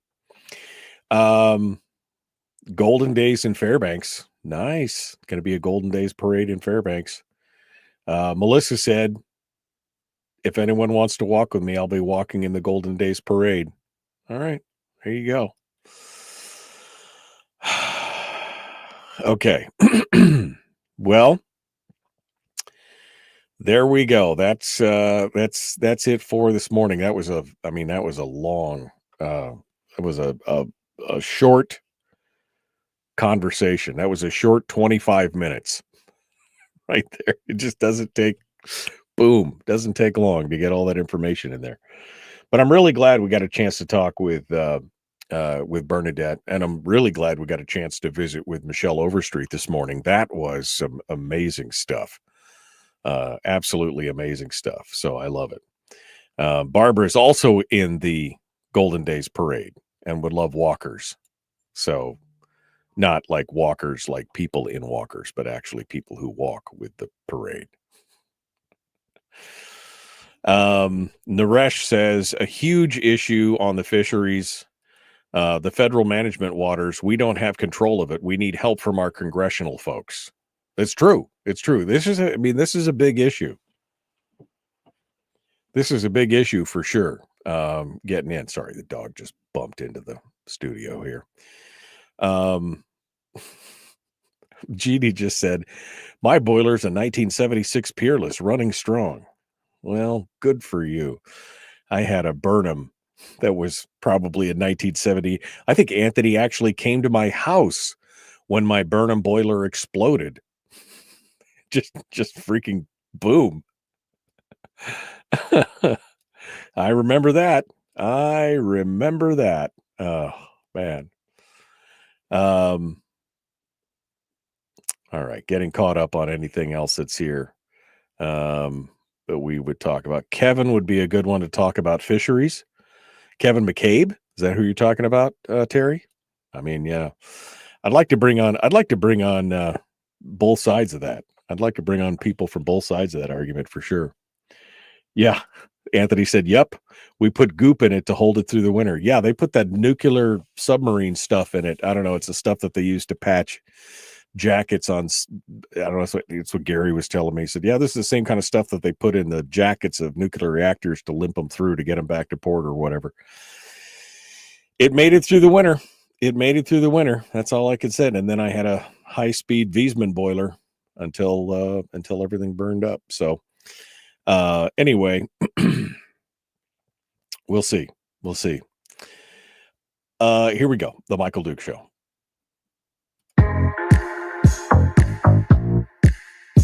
The Michael Duke Show. Not your daddy. Wait, sorry. Not your daddy? Ooh, not your daddy's talk radio. Whew. I was scared for a second. Thought we were going down. Here's Michael Dukes and the show.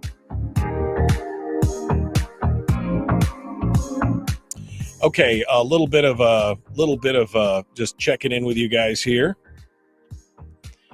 We are getting ready to do one final segment. I still have one commercial break. I pushed the commercial breaks together because I only had so much time with Bernadette, and I really wanted to get through the questions that I had. And again, we could spend a full hour talking with her about all the different things that are important. I didn't even get to the education part of it because she has some interesting takes on the education thing.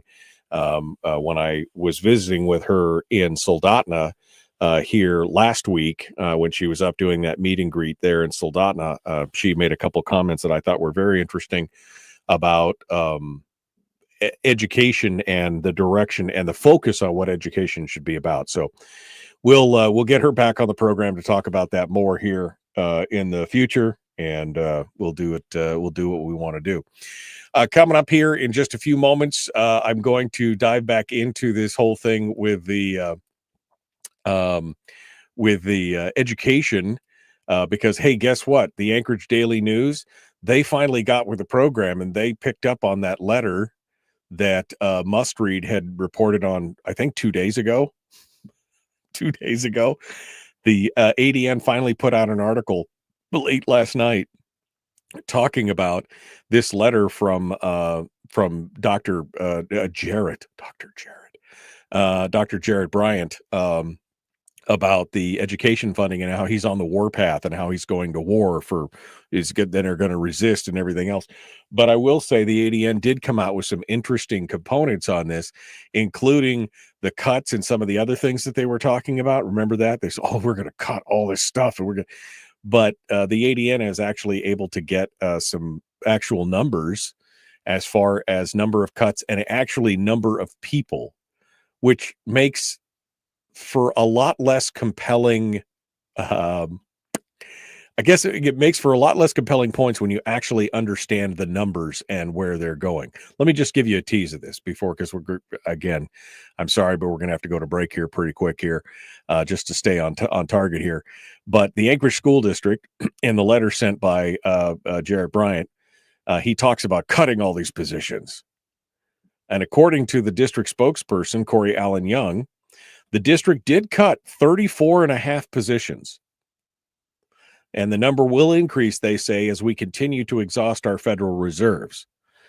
But while cutting 34 and a half positions, they only actually laid off 5 people, because most of those jobs and most of those whose jobs were cut will take other vacant positions within the district. So they had 30 other positions that were vacant that are being taken by all these other people. And this was the killer. Among the this is from the ADN, Iris Samuel's article in the ADN. Among the eliminated positions are 15 teacher experts that supported professional learning and teaching. The people who filled those positions will be reassigned to open classroom positions. So is that a bad thing? You took people out of some kind of administrative function where they were teacher experts who supported professional learning and teaching, whatever that means.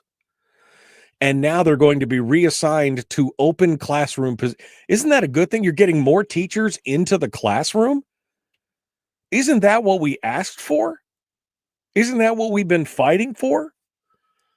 Although I think, didn't the superintendent say in this letter that you were cutting all these positions and you were actually going to increase the class size? How is that possible when you've got 15 teacher experts who are then being moved from that administrative position down into open classroom positions? See, this again, folks, there's the truth and then there's the facts. The truth is we're cutting these positions, but the facts are that we're only actually laying off 5 people, and that a big chunk of these people are actually going now down to fill open classroom positions, which is where we want that. We want the teachers in the classroom. How many teachers are working in the school district that are in these administrative positions? Right? We want teachers in the classrooms with the kids. That's where they need to be. Not in all these overhead positions right now. But I mean, this is, again, all you hear is that, and you, again, words matter. How many positions were cut versus how many people were actually laid off. I mean, this is the same thing that they did before with the 400 versus the blah, blah, blah. This is the kind of stuff that just, it drives me to the edge of insanity. Oh, but there's more. There's more on this. We're going to get into that, and we'll continue here in just a moment. The Michael Duke Show. Common sense, liberty-based, free thinking radio. Back with more right after this.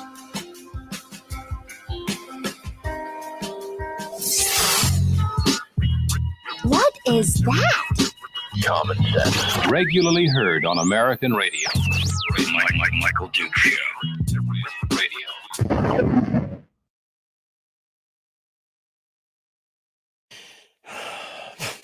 I mean, what this whole thing of among the eliminated positions are 15 teacher experts that supported professional learning and teaching. What does that mean? What does that, I mean, what, and those people are now being reassigned to open classroom positions. That's it. That's what that's what they, I mean, that's what we want. We want the teachers in the classroom. David says there are many teachers who are complaining that they are being reassigned to other schools. They're moving from a school they've been working at for years and crying about reassigned to a different school. At least they still have jobs. I mean, that's what happens sometimes, right? I mean, if you work for a company, sometimes if you want to stay working for the company, sometimes you have to move to a different branch or a different location or to a different position. I mean, that's, what's going on? We'll see. We'll see what happens here.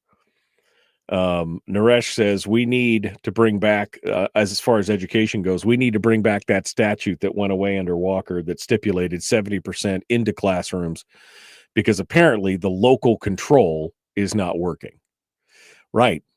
Well, and remember, as far as their reporting and their accounting for a lot of that stuff, all these people who work in administrative positions, but who are teachers still, or certified teachers, they're fluffing up some of those numbers with the money that's getting in, because we're hearing the numbers are anywhere from 41 to 50% of the money is making it into the classroom.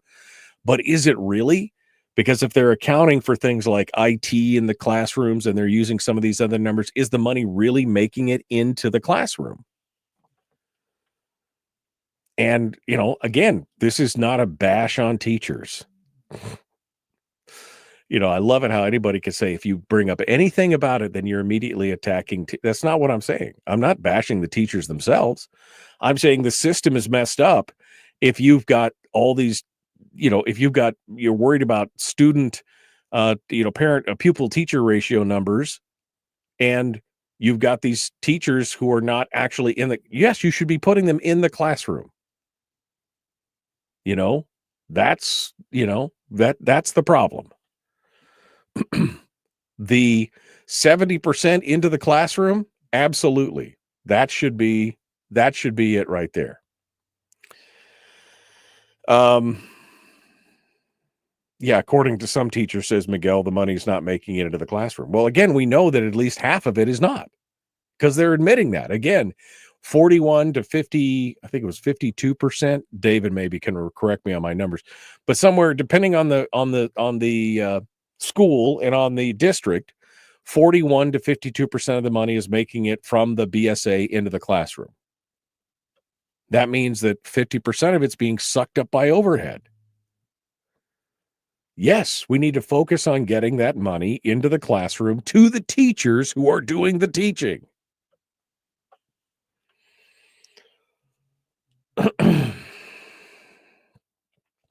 Anyway, this whole education thing is just, and quite honestly, because this is the same fight that we've been having for, 30, 40 years in this state. This is one of the main reasons why I didn't send my kids to public school, because I didn't want them to be in the middle of the battleground the war we were fighting over education. I didn't want them to be in the middle of the battleground while we were fighting it out. That is the big problem there. And if we if we had that statutory, mandatory, must get into the classroom, it would also force some fiduciary responsibility on the districts, because they wouldn't be able to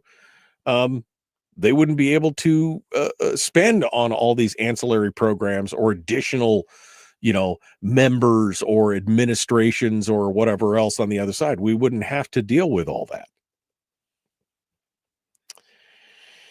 So it's frustrating. The whole thing is ultimately frustrating, to say the least, as we watch this. All right. We are getting ready. We're 30 seconds out, getting ready to come back from the break. Yeah, it's something I do agree with him. It's up to the parents to teach the kids. Yes, I agree. The teachers and the parents need to be more engaged than anybody else on this. But it's hard when the school districts are, again, bloating things up and not getting the monies into the classrooms like they should. That's a huge part of the problem right there. Okay, we're getting ready to jump into it. The Michael Duke Show, common sense, liberty-based, free-thinking radio. Here we go.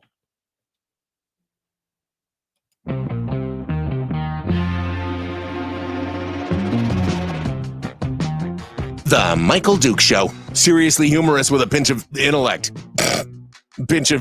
Sorry. That is humorous. Here's Michael Dukes. So up in Fairbanks this weekend, it's Golden Days. That's right.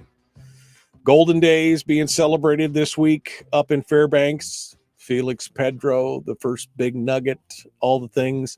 I hope you guys had some sourdough pancakes for me up there while you did that. Sourdough pancakes up at the pancake feed for Golden. I remember that. I remember when I was a kid, we used to go down there and help serve and help clean up and do all the stuff out there at the pancake feed. That was always fun to do that. And then, of course, the big Golden Days parade is this weekend for folks to come back, the big community celebration. And so hopefully you guys get out there for the Golden Days parade. It would be fantastic to go do that. All right. Some of the other stories that are going around. I want to get back to this education thing, but also some good news in the Kenai Peninsula Borough. The Assembly is now considering an ordinance that would increase the amount of money that residents can exempt from their property taxes. The new ordinance would increase the exemption. This is from Chloe Plesnick over at the Homer News. It would increase the exemption from $50,000 to $75,000. That ordinance was introduced by outgoing Assembly member James Baisden. And I don't know if you heard this, but James Baisden he's resigning from the Assembly effective in October. And so his seat is also going to be up on the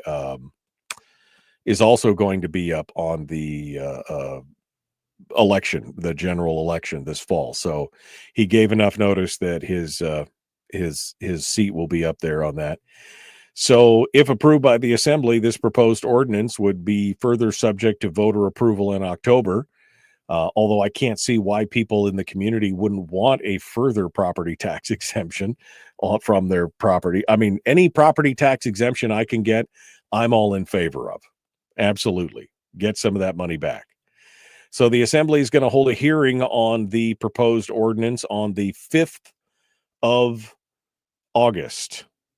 And if approved by the Assembly, it could get on the rolls for next year and could become effective January 1st for fiscal year 2027. And so another $25,000 on top of the $50,000 that they already get, which again, in my mind, not a bad thing to have happen as well. In addition to that, I also noticed that the city of Soldotna is now adding annexation to a proposed ballot measure. It wants to annex 5 areas around the city, including a portion of the Kenai Spur Highway, They also want to the Salteshi Trails and the Skyview Highway out to Arc Lake and some areas around Skyline and more. They've got these areas that they want to include, and we'll see. We'll see what happens. I don't know why they want to. That the commission found that the territories in these areas, this part of this is being placed on the ballot because the city filed in 2019 with the LBC, the Local Boundary Commission, to annex those territories. And the commission found that the territories were both exhibited a reasonable need to be annexed and is compatible with the character of the city. But thank goodness, the voters have to decide whether or not they want to be included in the city. And that's it. I'll be honest with you. Anytime that I look at these kind of things and I see these kind of, because there's like when I lived in North Pole, there was talk at one point about North Pole wanting to annex a big chunk of it. And my comment to the city council at the time was, if I had wanted to live inside the city of North Pole, I would have purchased property inside the city of North Pole. I'm happy to be where I'm at. So I don't know if these folks are feeling the same way or not, but I guess we'll know. Because this appears that it will be appearing on the ballot here in the near future. They're going to be asked this year whether to annex those 2.63 square miles of territory in 9 different areas. No, 5 different areas. Sorry. Areas 1, 2, 3, and areas 7 and 9. So there's 5 different areas where they're going to be asked to do that. But again, what have you done for me lately? What would be the reason that I would want to jump on board with that? You got to sell it to me. Why would I want to be part of the city? Explain it to me in small words. Just make it out there. Oh, man. All right. Well, we are coming up towards the end of the hour. Tomorrow on the program, we're going to be talking, we're going to be doing Firearms Friday. Firearms Friday, and we're going to be talking with Willie Waffle at the end of the show. I've been working on trying to get a guest for tomorrow, but looks like it will just be, at this point, me and you hanging out, talking about our favorite topics, which is guns. And that's going to be coming up tomorrow on the big radio show, and we'll like it. Oh yeah, that was the other thing. The president got his rescission bill passed yesterday. And so that $9 billion got cut. It's back to the House now for them to concur, but they've got until midnight tomorrow to make that happen. And so that's the $8 billion in foreign aid and $1 billion for the Corporation for Public Broadcasting. So we'll see where that goes, but we'll be watching that as well. All right, my friends. Well, we're at the end of the show for today. Thank you for coming in and joining us. Well, why would you want to be part of the city? Because you need to be governed more, man. That's what it's all about. All right. Thank you guys for coming in. We will see you tomorrow. Be kind. Love one another. Live well. The Michael Duke Show.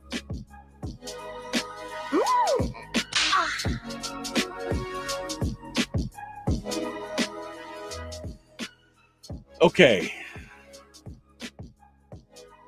Yeah. Naresh says, I agree. The numbers I have compiled clearly shows money, except for a couple of districts, going into the admin side. The presentation of the numbers to the legislative body, convoluted, vague, and confusing. Naresh, I'd love to have like a synopsis of that, a summary. How much is going into the classroom versus how much is going into the administrative side of it? I'd love to see that on a broken down. I'd love to see that. If you feel like shooting it to me, send it over to me. All right, friends. Well, we're out of time. We'll see you guys tomorrow. Be kind, love one another, live well.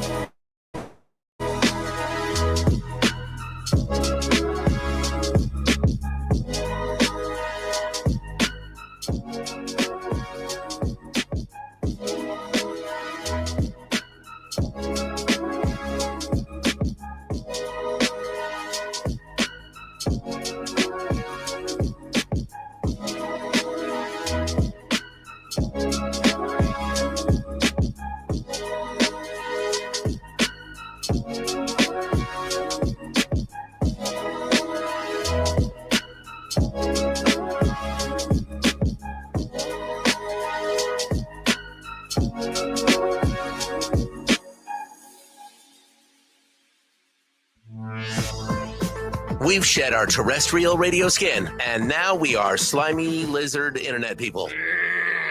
It's the Michael Duke Show.